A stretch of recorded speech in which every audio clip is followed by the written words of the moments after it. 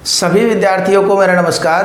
तो देखिए बालकों, हम सब बाज़ार जाते हैं और बाज़ार का नाम हमने सबने सुना ही है, और आप भी बाज़ार जाते हो, मैं भी बाज़ार जाता हूँ। शायद ही ऐसा कोई होगा जो बाज़ार नहीं जाता हो। लेकिन आपको पता है कि हम बाज़ार क्यों जाते हैं? हमारा उद्देश्य बाज़ार जाने का क्या है और बाज़ार बना किस लिए है? तो बाज़ार बना है हमारी आवश्यकताओं की पूर्ति के लिए। अब आप सोच रहे होंगे कि ये बाज़ार की बात कैसे प्रारंभ कर दी प्रारंभ में? तो क्योंकि हमारा पाठ ही आज का है बाजार दर्शन, जो कि कक्षा 12वीं की जो आरोह पुस्तक आती है उस आरोह पुस्तक का पाठ बाजार दर्शन, और इस पाठ के जो लेखक है वह है जैनेन्द्र कुमार। तो बाजार दर्शन के बारे में पढ़े उसके पूर्व हम इस पाठ के जो लेखक है जैनेन्द्र कुमार जी, उनके जीवन का संक्षिप्त परिचय हम जान लेते हैं। तो देखिए बालकों, जैनेन्द्र कुमार जो है वो मनोवैज्ञानिक के एक तरीके से आधार स्तंभ माना जाए, या ज्ञाता माना जाए, या जानकार, या जन्मदाता, कुछ भी उनको कह सकते हैं। तो मनोविज्ञान के क्षेत्र में विशेष प्रतिष्ठा उन्होंने प्राप्त की है। अब मनोविज्ञान क्या होता है? अर्थात मन का विज्ञान, और मन के विज्ञान को भली भांति से वो जानते थे। उन्होंने कई रचनाएं इस प्रकार की लिखी है, जय पाजे भोर, ये रखी रचनाएं, ऐसी कई रचनाएं उन्होंने मन के विज्ञान पर आधारित लिखी है। तो ऐसे महानतम लेखक का जन्म सन 1905 ईस्वी में हुआ अलीगढ़ में, जो कि उत्तर प्रदेश में स्थित है। तो अलीगढ़ उत्तर प्रदेश में जन्म हुआ। कब हुआ? 1905 में, तथा इनका निधन 1990 में हुआ। इन्होंने अपने जीवन में कई प्रकार की श्रेष्ठ रचनाएं लिखी। उन रचनाओं में से प्रमुख रचनाओं की बात की जाए तो परख, अनाम स्वामी, सुनीता, त्यागपत्र, कल्याणी, जयवर्धन, मुक्तिबोध इनका उपन्यास है, और वातायन, एक रात, दो चिड़िया, नीलम देश की राजकन्या, ये भी इनकी काफ़ी प्रसिद्ध रचना हुई है। पाजेब कहानी है, बहुत रोचक कहानी, कभी पढ़ने को मिले तो निश्चित रूप से पढ़ना चाहिए। समय और हम, इस प्रकार इनका ये समय और हम ये विचार प्रदान निबंध है। तो इतनी जाहिर है, इतनी सारी रचनाएं लिखने के बाद में, इतनी अच्छी रचनाएं लिखने के बाद में पुरस्कार तो मिलना ही था, सम्मान प्राप्त होना ही था। तो उनके सम्मान की दृष्टि से इन्होंने प्रमुख जो पुरस्कार प्राप्त किए हैं उनमें साहित्यिक अकादमी पुरस्कार, जो कि साहित्य क्षेत्र में सबसे बड़ा पुरस्कार माना जाता है। इसके अलावा भारतीय सम्मान से भी उनको नवाजा गया, और भारत सरकार ने पद्म भूषण सम्मान से भी इनको सम्मानित किया गया।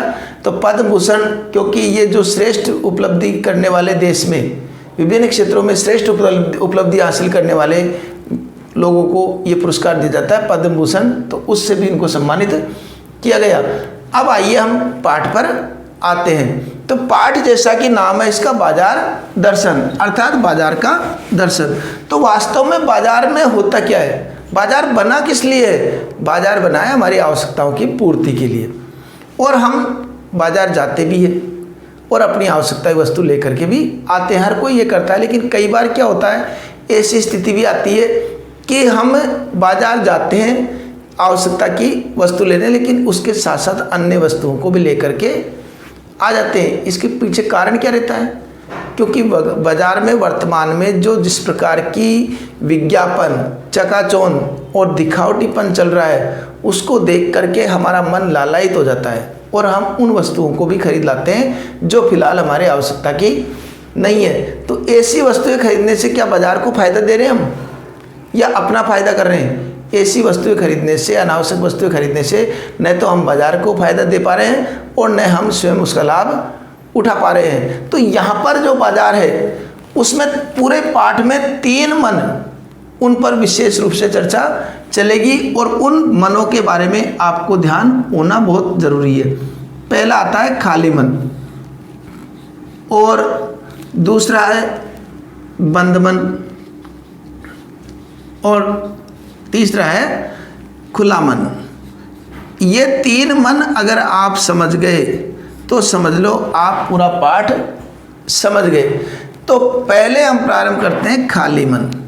खाली मन में क्या होता है कि मन पूर्ण रूप से खाली है, और खाली मन का उदाहरण मैं दूं तो उदाहरण में ये है कि आप बाजार गए, आपसे आपकी माता ने कहा कि बेटा जा कर के बाजार से साबुन ले करके आओ। आप बाजार गए, साबुन लेने गए, क्या लेने गए? साबुन। अब साबुन लेने के लिए साबुन की दुकान पे पहुँचे तो वहाँ पर जिस प्रकार की चकाचौंध और विज्ञापन आपने मार्ग में देखे कि इस प्रकार का ये विज्ञापन किसका चल रहा है, लोगों की भीड़ क्यों हो रही है, जाकर के देखा तो वहाँ पर जिस प्रकार का प्रचार आपने देखा होगा, कई बार कहते हुए मिल जाते हैं कि आइए लीजिए, कंपनी का प्रचार है, आपका फ़ायदा। उस प्रकार की बातों से आपका मन भी कहीं न कहीं लालायित हो जाता है और आप उनको उस वस्तु को भी लेने की सोचते हैं। अगर आपकी जेब में पैसे हैं तो निश्चित रूप से आप उस वस्तु को भी खरीद कर ले आते हो। इसी प्रकार अन्य जगह पर भी गए, वहाँ पर भी कोई वस्तु देखी और उसको भी खरीद करके ले आए। और लेने क्या गए थे? साबुन। और साबुन भी हो सकता है, मान लो साबुन भी हम ले करके आ गए, लेकिन साबुन तो ज़रूरत की थी और 2 चीज़ें एक्स्ट्रा लेकर के आए, वो उसकी ज़रूरत हमें नहीं थी और हम उसको भी लेकर के आ गए। तो ये कहीं न कहीं खाली मन का प्रतीक है, क्योंकि बाजार का प्रभाव किस पर पड़ता है? खाली मन पर। कि जो ही खाली मन देखा और उस पर बाजार के विज्ञापन और चकाचौंध का प्रभाव बहुत अच्छा पड़ता है और उसकी गिरफ्त में व्यक्ति आता जाता है। क्योंकि इस पाठ में भी कहा गया है बाजार है कि शैतान का जाल, तो इसको शैतान का जाल भी कहा है। शैतान का जाल क्यों कहा है? कि जैसे शैतान की गिरफ्त से कोई बच नहीं पाता है, उसी प्रकार इस बाजार की गिरफ्त से भी कोई नहीं बच पाता है। तो ये होता है खाली मन। अब खाली मन में मतलब व्यक्ति जाता एक वस्तु लेने, लेकिन उसके बाद में बाजार की विज्ञापन और चकाचौंध को देख करके वो अनावश्यक वस्तुएं भी खरीद कर ले आता है। लेकिन ये अनावश्यक वस्तुएं कब खरीदेगा? जब उसकी जेब में पैसे हो।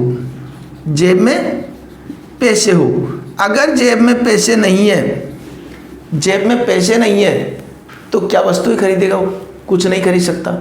इसलिए जेब भरी हो और मन खाली हो तो बाजार का प्रभाव अच्छा चलता है, बाजार का जादू अच्छा चलता है। कई बार प्रश्न आ जाता है कि बाजार का जादू किस पर ज़्यादा चलता है? जिसका जेब खाली हो, जेब भरी हो और मन खाली हो। क्योंकि मन भी खाली है और जेब भी खाली है तो बाजार के विज्ञापन चकाचौंध कुछ भी कर ले, जब जेब में पैसे ही नहीं है तो खरीदेगा क्या वो? तो इसलिए उस पर ज़्यादा जादू नहीं चलता है। तो ये तो हो गई खाली मन की बात। अब आती है बंद मन की बात।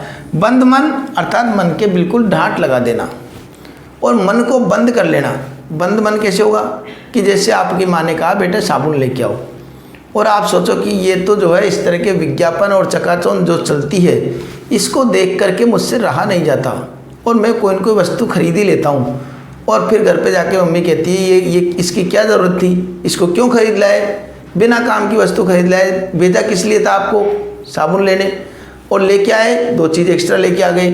तो इससे अच्छा है कि मैं किसी दुकान पे देखूंगा ही नहीं और सीधे मन को बंद करके सीधे उसी दुकान पर जाकर के रुकूंगा कि ये दुकान है, ये साबुन दे दे, और दूसरी दुकान की तरफ यूँ पैसे दिए और यूँ देख करके आराम से कि साबुन दे और ले करके आ गए।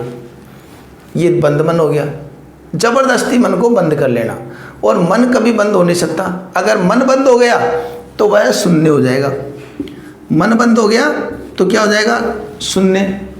और शून्य होने का अधिकार किसको है? शून्य होने का अधिकार है केवल परमात्मा को, और हम परमात्मा है नहीं। और इस प्रकार ज़बरदस्ती अपने मन को बंद करके और हम ये सोचे मन को जीत लिया, ये मन की जीत नहीं है, ये हमारी जीत नहीं है। ये वास्तव में देखा जाए तो मन की ही जीत है।